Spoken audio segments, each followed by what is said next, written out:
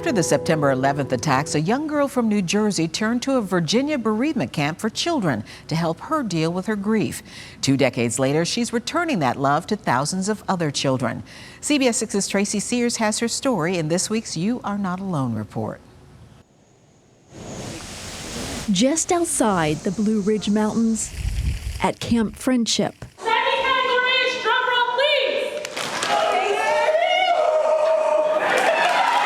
There's a lot of laughter and plenty of smiles. At first glance, you'd never know this is a camp for children grieving the loss of a loved one, being led by a counselor who on this very day is mourning the 20th anniversary of her own father's death. That day, I will never forget, ever. Katie Pereira was just 7 years old when her father died on September 11th, 2001. My fondest, favorite memories are me going to work with him. And I loved doing that because it was just like me and him.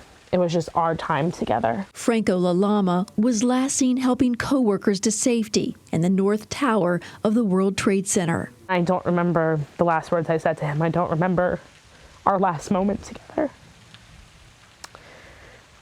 And as all these years go on, and as I get older, I worry about, I'm sorry. I worry about forgetting him completely. In the wake of her father's death, Katie's mom enrolled her and her sisters in the Comfort Zone camp.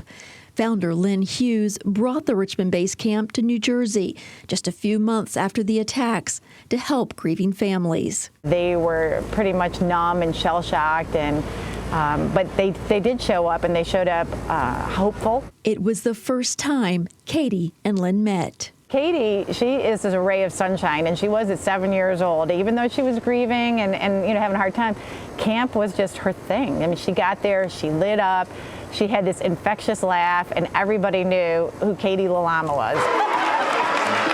And year after year, Katie came back to the Comfort Zone camp, eventually becoming a big buddy to younger campers. For the stars, that's really cool. Now a wife and mother, she's a beloved member of the camp staff. I was exactly their age. I was in their position at one point.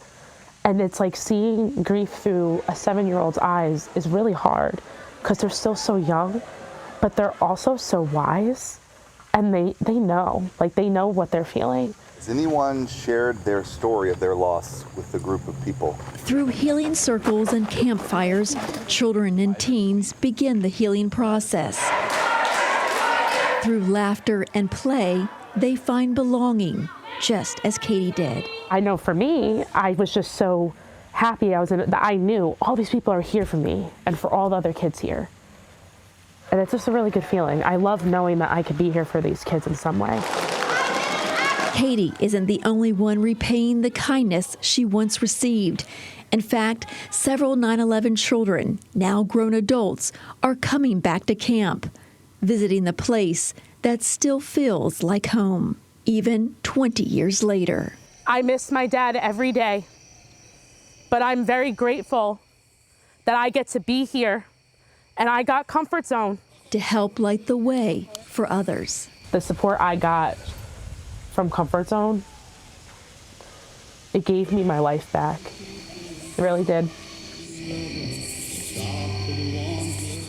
In all, the Comfort Zone camp has helped more than 300 families impacted by 9/11 and more than 20,000 children overall since its founding 22 years ago. For You Are Not Alone, I'm Tracy Sears.